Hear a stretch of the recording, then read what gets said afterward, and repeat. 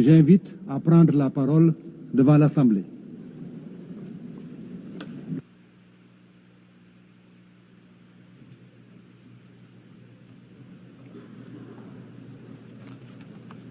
Madame la Présidente de l'Assemblée générale, chers collègues, Monsieur le Secrétaire général, Mesdames, Messieurs, distingués délégués.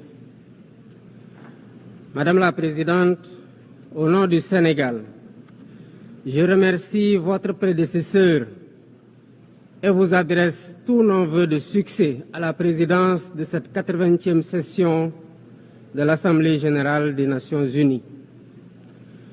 Je renouvelle au secrétaire général, M. Antonio Guterres, notre soutien constant dans l'exercice de sa haute charge au service des États membres.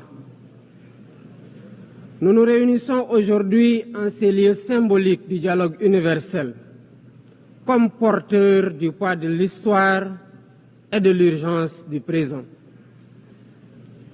Le thème de cette session, Mieux ensemble, 80 ans et plus pour la paix, le développement, les droits de l'homme, nous rappelle en effet le pacte fondateur des Nations unies, un pacte de coexistence pacifique, de sécurité collective et d'un ordre international fondé sur le droit.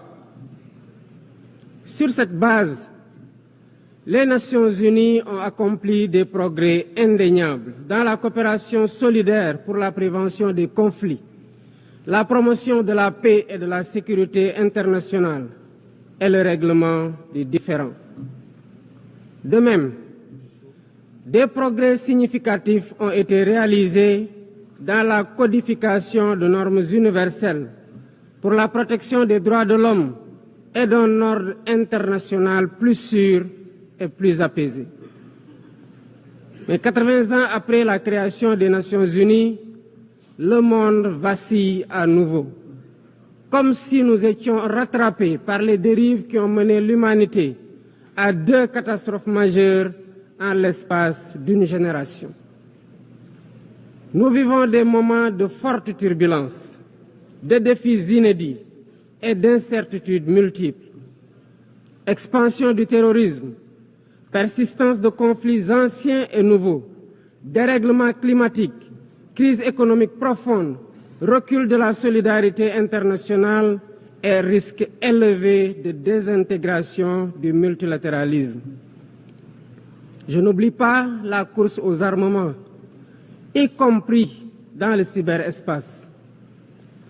Le plus préoccupant, c'est la déshumanisation désolante d'un monde d'émotions sélectives selon les intérêts et les enjeux géopolitiques. Il ne peut y avoir de justice fondée sur le droit quand ce qui tient lieu d'ordre international est régi par la logique du 2 poids 2 mesures, par la loi du plus fort et l'esprit partisan. Dans ce contexte préoccupant, l'Afrique reste confrontée à des conflits armés, au terrorisme, en particulier au Sahel, à la criminalité transfrontalière et à l'instabilité politique. Face à tant de défis, notre approche devrait être intégrée, combinant prévention, résilience et réponse ciblée. La paix et la sécurité ont un prix. Donnons-nous les moyens de l'assumer par un financement prévisible et pérenne des opérations de soutien à la paix en Afrique, avec des équipements adéquats et des mandats et règles d'engagement